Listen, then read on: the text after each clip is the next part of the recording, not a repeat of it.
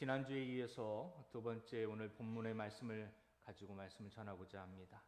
10절을 보면 다니엘은요 30일 동안 왕 외에는 아무에게도 구할 수 없게 하는 조서에 왕의 도장이 찍힌 것을 알았습니다. 그리고 이를 어길 경우에는 사자굴에 던져진다는 사실도 알고 또 집으로 돌아가서는 윗방으로 올라가 예루살렘을 향한 창문을 열고 하루에 3번씩 무릎을 꿇고 하나님께 기도하였습니다.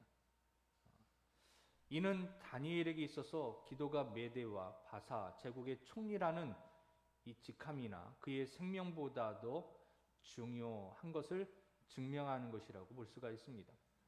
진실로 다니엘은 기도의 사람이었습니다. 그는 어떤 상황에서도 기도를 쉬지 않았습니다. 그리고 그는 범사의 기도를 가장 앞세우며 살았습니다. 여러분, 다니엘은 그렇게 한가한 사람이 아니에요. 제국의 총리로 그가 해야 될 일이 얼마나 많이 있고 그 일이 얼마나 중대한 일이겠습니까? 고민해야 될 일, 감당해야 될 일이 너무나 많았습니다. 하지만 그는 그러한 와중에서도 하루에 3번 기도하는 것을 결단코 중단하지 아니하였습니다. 더욱이 그는 자기가 앉아있는 이 영예로운 자리, 더 나아가 자기 생명까지도 위험에 던져질 것을 알면서도 하나님께 기도하기를 쉬지 아니하였습니다. 여러분, 오늘날 사람들은 종종 바쁘다는 핑계를 대며 기도하기를 쉴 때가 너무 많습니다. 혹은 직장 때문에, 혹은 육신이 피곤해서, 세상적인 사정 등 구실로 인해 여러 가지 이유로 기도를 삶의 가장자리로 밀어내고 심지어 그것을 아예 망각하는 경우도 있습니다. 그러나 여러분, 기도는 우리의 삶의 자리 가운데 맨 첫 자리에 두어야 하는 것입니다. 바쁘다는 이유, 힘이 든다는 변명은 결코 용납될 수 없습니다. 바쁘고 힘이 든다면 더욱더 다른 무엇보다도 더 하나님의 능력을 의지하기에 그분의 도움을 간구하는 기도를 멈춰서는 안 되지요. 여러분, 성도에게 기도는 사명을 완수하기 위해 필요한 능력을 하나님께로부터 공급받는 통로입니다. 또 불의한 세상과 더불어 믿음의 선한 싸움을 싸워야 할 성도가 체험하기 위해 반드시 갖춰야 될 최강의 무기가 되는 것입니다. 이를 아는 성도라면 모든 것에 앞서 가장 먼저 기도하지 않을 수 없습니다. 또 기도를 통해서만 불의의 세력에 굴하지 않고 승리를 향해 나아갈 수 있음을 알기에 그것을 생명보다 더 소중한 것으로 지켜나가는 것입니다. 그렇다면 여러분은 어떠하십니까? 기도를 다른 어떤 일보다 앞세우며 그 어떤 것보다 소중한 것으로 여기고 있으십니까? 10절을 다시 한번 읽어보도록 할까요? 10절 읽어봅시다. 시작.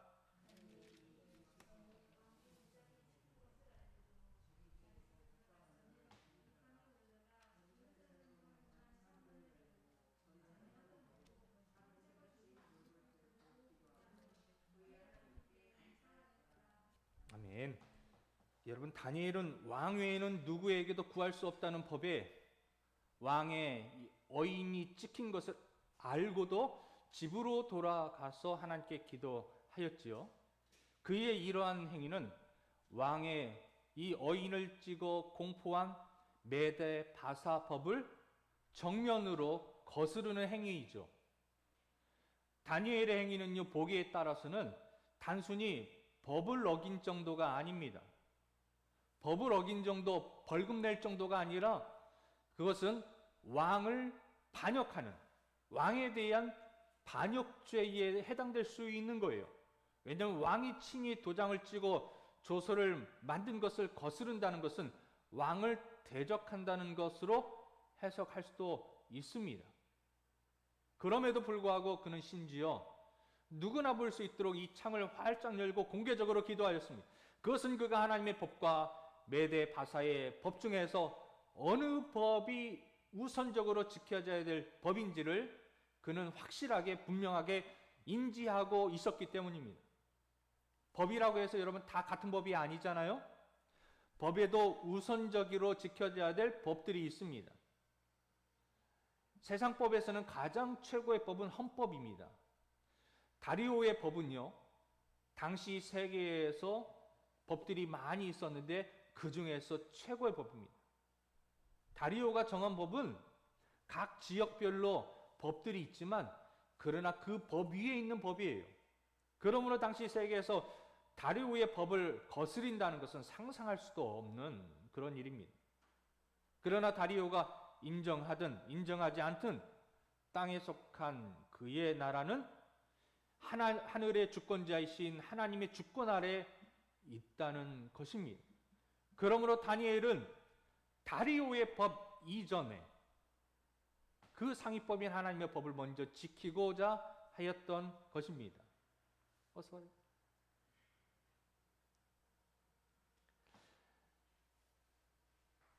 여러분, 하나님께 기도하는 것은 하나님의 명령이며 하나님의 법입니다. 그러므로 다니엘은 다리오가 세운 법에 앞서서 그 법에 위배되는 줄 알지만 하나님께 충성하며 하나님의 법을 따르기 위해 이전과 동일하게 당당하게 기도하였던 것입니다. 여러분, 성경은 성도에게 세상의 권세를 거스르라고 그렇게 권면하지 않습니다. 로마서 13장에 보면은 순복하라라고 가르치고 있습니다. 이는 달리 말하면 세상의 법에 잘 그것을 지키고 법규를 잘 지키면서 질서를 잘 지켜서 이 세상을 평화롭게 살기 좋게 만들려고 하는 그런 이야기입니다. 그렇습니다. 우리 예수 믿는 사람들도 세상의 권세자들에게 순복하고 세상의 법을 분명히 따라야 합니다. 왜냐하면 그 권세 또한 하나님께서 허락하셨다라고 분명히 말씀하고 있기 때문입니다. 그런 의미에서 그리스도인은 누구보다도 준법 정신이 투철한 사람이 되어야 돼요. 그러나 세상 법 가운데는 하나님의 법을 거스리는 것들이 있습니다. 하나님의 법과 정령 충돌하는 것이 있습니다. 연말쯤 되면은 지금 뉴스에도 이렇게 나오고 있습니다만 연말쯤 되면은 차별금지법을 통과시키려고 한다고 합니다. 그것은 분명히 하나님의 법과 충돌되는 것입니다. 하나님의 법을 거스르는 것입니다. 거기에 대해서는 법이 제정되기 전에 우리가 그것이 되지 않도록 계속해서 반대의 의사를 표시해야 됩니다. 기도를 해야 됩니다. 물리쳐야 됩니다. 벌써 몇 번째 법이 지난 국회에도 그 전 국회에도 계속해서 이 법들이 자꾸 올라오고 있습니다. 그 법이 올라오면 지금 이 코로나 상황 때문에 우리가 예배를 온라인 예배로 드리고 비대면 예배로 드리고 구역 예배를 모이지 못하고 성경 공부를 하지 못하고 합니다만 여러분, 그것보다 더 심각한 교회는 타격을 입게 됩니다. 모이지 못하는 것이 문제가 아니에요. 하나님의 진리의 말씀 그대로 전하지 못합니다. 하나님의 말씀을 하나님 말씀이라고 전하지 못합니다. 거기에서는 누군가가 이 설교를 듣고 나 기분 나빠요라고 고발하면 벌금을 내야 되는 겁니다. 왜 기분이 나쁜지 증명할 필요 없습니다. 나 그냥 기분이 나빠요라고 얘기하면은 고발되는 것이고 벌금을 내야 되는 것입니다.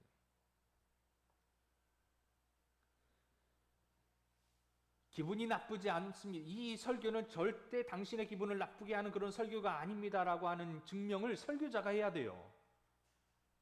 결국에는 증명할 수 없는 겁니다. 그 사람이 끝까지 나는 그래도 기분이 나쁩니다. 나는 인격적으로 모욕을 당했습니다. 저 목사님 설교 때문에 내가 상처를 받았습니다.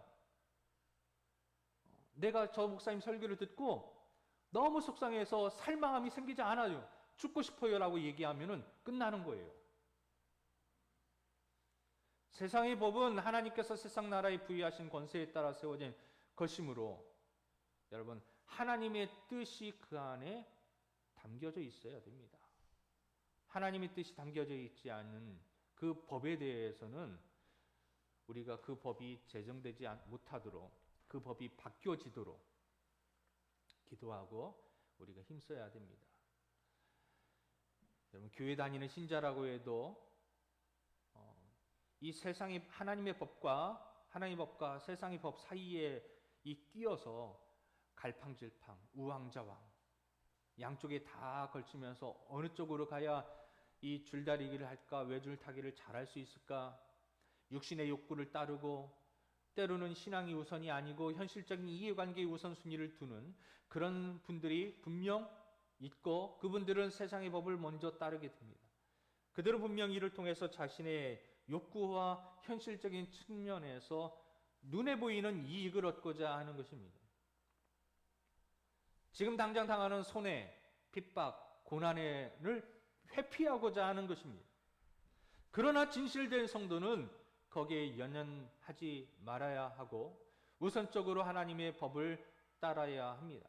비록 현실적인 국면에서 손해를 당할 수 있지만 하나님께서는 그 모든 것을 감수하면서도 하나님께 충성된 자를 결코 잊지 아니하시고 반드시 기억하십니다. 그리고 그들에게 세상 무엇으로도 얻을 수 없고 세상 무엇과도 바꿀 수 없는 하늘의 신령한 복과 은혜로 그들의 삶을 영원히 복되게 하실 것입니다. 다니엘은 자기 집에서 기도할 때 예루살렘을 향한 창문을 열고 기도하였습니다. 여러분, 우리가 알다시피 하나님은 무소부재하신 분이세요. 없는 것이 없으신 분이십니다. 여기도 계시지만 저 지구 반대편에도 언제나 함께 하시는 그런 하나님이십니다. 그러므로 하나님의 백성이 기도할 때에 어느 곳을 바라보고 어느 장소에서 기도해도 사실은 상관은 없습니다. 그럼에도 불구하고 다니엘이 이처럼 예루살렘을 향해서 창문을 활짝 열고 그곳을 바라보며 기도하는 것은 어떤 의미냐? 철저히 하나님의 말씀에 따르는 것입니다. 하나님을 바라보고 하나님께 소망을 두고 기도한다는 그런 의미인 것입니다. 물론 우리가 다른 곳에서 기도하고 다른 곳에서 어디든지 우리가 예배할 수 있습니다. 그러나 이 장소에서 예배하기를 우리가 힘쓰는 것은 바로 하나님을 우리가 더 사랑하며 철저하게 우리가 하나님만을 바라보고 소망한다고 하는 그 굳건한 우리의 믿음의 고백과 의지를 표현하는 것입니다. 다니엘은 하나님의 약속의 말씀을 기억하고 있었기에 예루살렘을 향한 창을 열고 하나님께 기도한 것입니다. 여러분, 우리가 기도할 때에 이렇게 하나님의 약속에 의지해서 성전이 있는 곳 곧 예루살렘을 향해 기도해야 됩니다. 자, 그런데 여기서 한 가지 더 중요한, 다니엘이 예루살렘을 향하여서 창문을 열고 기도했다는 것에 한 가지 더 중요한 영적인 의미가 있습니다. 이 예루살렘이란 문자적인 의미에서 지도상의 예루살렘을 의미하는 것 그 이상의 의미가 있는 것이에요. 그렇다면 우리도 그러면 예루살렘을 향해서 지도를 펴고 저 이슬람을 믿는 사람들이 메카를 향하여서 지도를 펴가지고 기도하듯이 그렇게 해야 되느냐? 그것은 아닙니다. 그러나 우리도 다니엘이 예루살렘을 향하여서 창문을 열고 기도했던 것처럼 우리도 예루살렘을 향하여서 우리의 마음을 열고 기도해야 되는데, 이 예루살렘은 무엇입니까? 바로 우리를 위하여서 그 예루살렘은 성전을 의미하는 거예요. 하나님이 거하시는 곳을 의미하는 것입니다.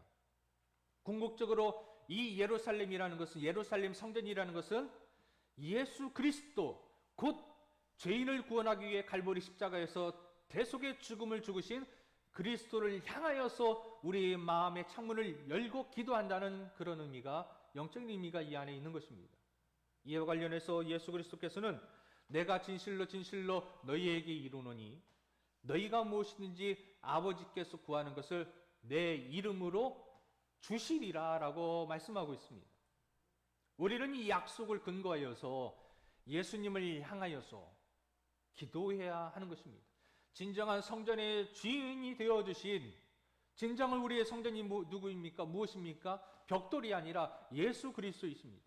예수 그리스도를 향해서 우리의 마음을 활짝 열고 기도하는 것입니다. 기도는 아무렇게 한다고 해서 응답이 되는 것이 아닙니다.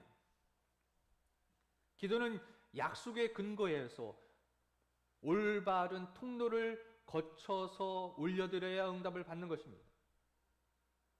예수님은 우리의 기도가 하나님께 전달되는 통로입니다. 우리가 기도할 때 그래서 예수님의 이름으로 기도합니다 하는 이유도 다 그런 이유 때문인 것입니다. 그런즉 성도 여러분, 무엇을 구하든지 먼저 믿음의 눈을 열고 마음을 열고 예수 그리스도께로 마음의 문을 열고 하나님께 간구하시기 바랍니다. 진실하신 우리 주님은 당신을 의지하며 간구하는 성도들의 기도를 연락하시고 그 기도에 신실하게 응답하시는 분이신 줄로 믿습니다. 다니엘이 예루살렘을 바라보고 그것을 향하여서 기도하였는지 또 다른 왜 기도하였는지에 대한 또 다른 이유가 있습니다. 자, 첫 번째는 예루살렘을 향한다는 것은 진정한 성전이 주인이 되어주시는 예수님을 향하여서 마음의 문을 열고 기도한다. 두 번째 또 하나가 있습니다. 다니엘이 매일 하나님을 향해 드렸던 기도의 제목이 바로 하나님의 백성들의 회복을 위한 것이었습니다. 사실 오늘날 교회가 세상으로부터 비난을 받는 많은 이유가 있습니다. 그 중에 하나가 성도들의 신앙이 너무 이기적이고 기복적이고 자기 자신만을 위한 것이라고 그들에게 비춰지기 때문입니다. 그렇기 때문에 비난하는 것입니다. 이러한 비난이 모두 옳다고만 말할 수는 없지만 그러나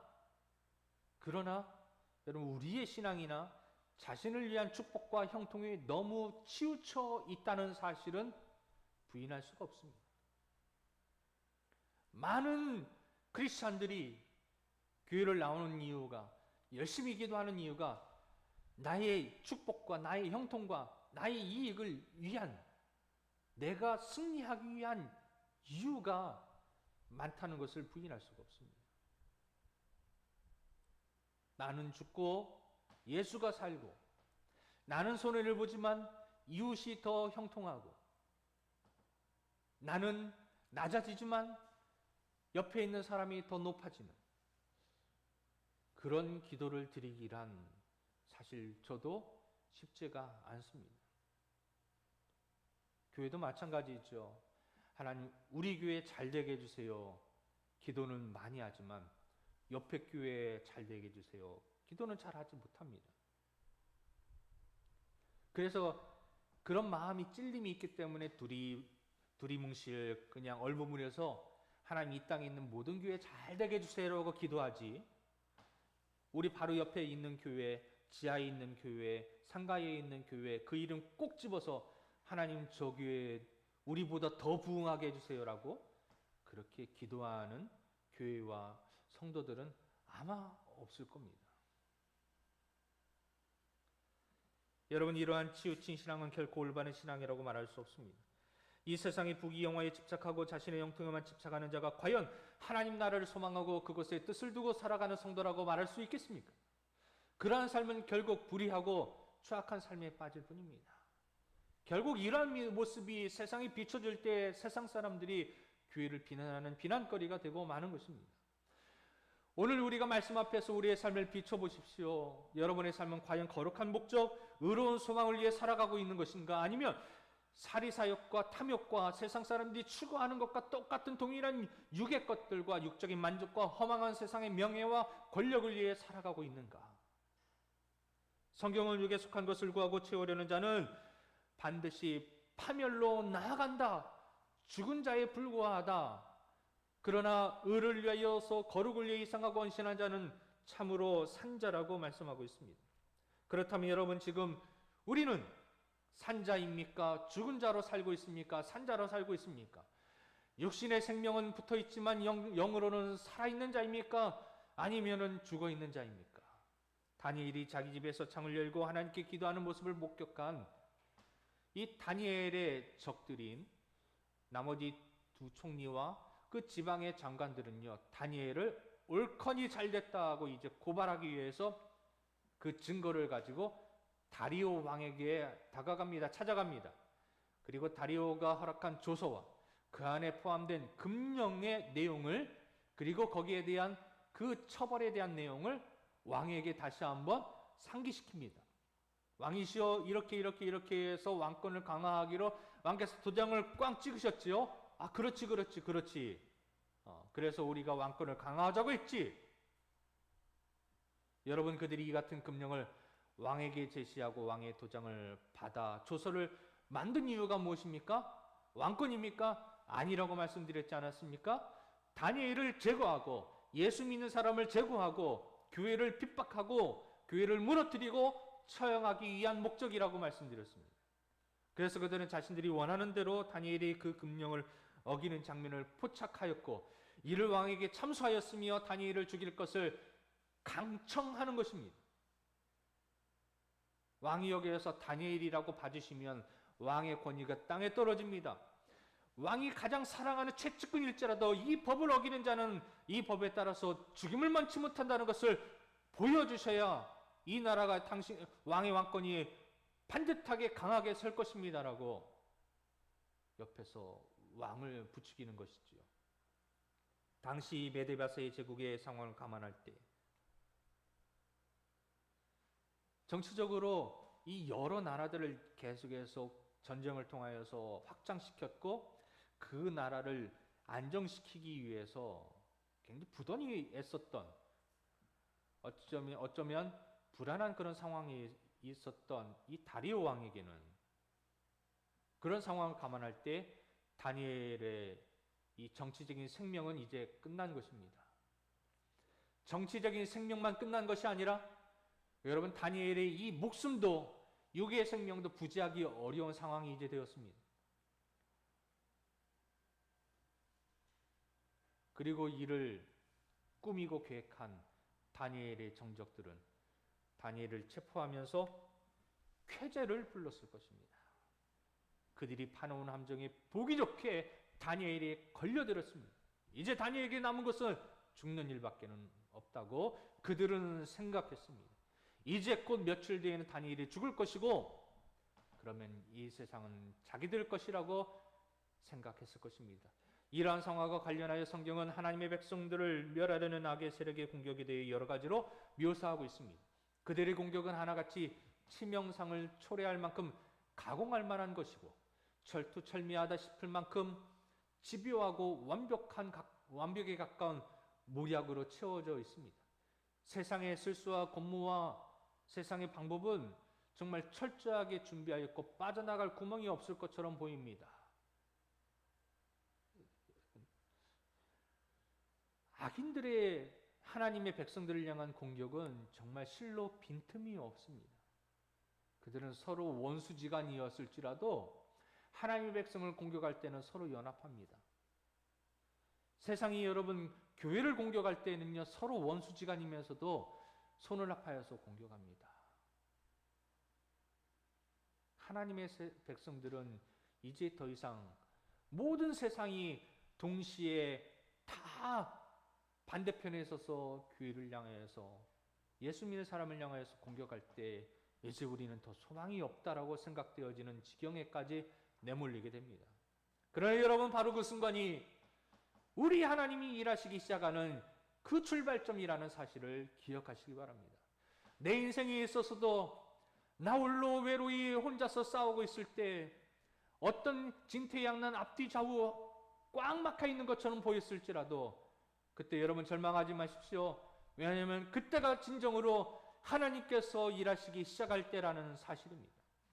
오늘 성경 우리에게 말합니다. 악인들은 다니엘이 기도하는 순간 그들은 그가 끝장났다고 생각했겠지만 바로 그 시간 하나님은 다니엘의 기도를 듣고 계셨고 그의 구원의 길, 승리의 길을 예비하고 계셨습니다.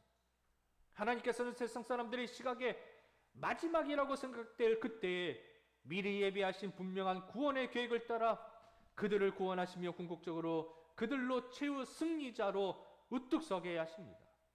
이 불의한 세상에서 하나님의 백성으로 삶을 살아가야 할 우리들은 결코 이 사실을 잊어서는 안 됩니다. 비록 악인들, 불의한 자들로 인해 우리의 생명이 끝장날 것처럼 그렇게 위험한 상황이 있지만 그 상황 중에도 능히 하나님은 우리를 건지시고 구원하실 것입니다.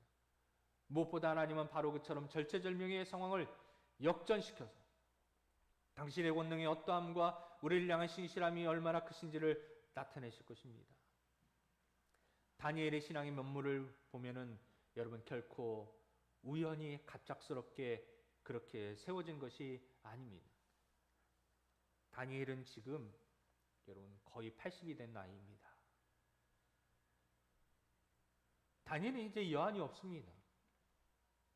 그의 연수를 보통 사람들보다 훨씬 장수하고 있고 80세가 된 그런 노년에도 이 왕 다음으로 가장 큰 권력을 가진 이 메데 바사의 총리로서 굉장한 권력을 갖고 있는 사람으로 올라갔습니다. 다니엘은 참 대단한 사람이죠. 왕이 바뀌었을 때에도 계속 총리가 되었고, 여러분 왕이 바뀌었을 때에도 총리가 되는 것도 대단하지만, 여러분 다니엘이 대단한 것은 나라가 바뀌었다고 하는데도 다니엘은 계속 총리가 되었다는 사실입니다. 여러분 하나님 앞에 기도하며 전행하던 것처럼 다니엘은요, 어릴 적에도 젊을 때 친구들과 함께 우상에게 바쳐졌다가 나온 고기를 먹지 않고 채식을 하겠다고, 그때부터 다니엘은 친구들과 함께 금식하며 기도하며 믿음으로 그의 삶을 꾸준히 지켜왔습니다. 여러분, 어릴 적부터 신앙의 교육을 해야 되는 중요한 이유가 그것입니다. 여러분, 어릴 적부터 이 신앙 교육을 잘 받을 때 다니엘과 같은 사람이 나올 수 있습니다. 그렇다고 해서 연세가 드셨다고 실망하지 마십시오. 여러분, 매일매일 꾸준히 우리가 오늘부터라도, 우리가 이제 아까 광고 시간에 말씀드렸던 우리 교단에서 코로나19 극복과 나라를 위한 100일 정오 기도회를 내일부터 시작합니다. 여러분, 내일부터 우리가 매일마다 코로나19의 극복과 이 나라와 민족을 위하여서, 그리고 교회를 위하여서 우리가 100일 동안 여러분이 작정하여 기도한다면 12월 29일 날 마치게 되어집니다. 그리고 나서 이틀 뒤에 2021년도가 다가오겠죠.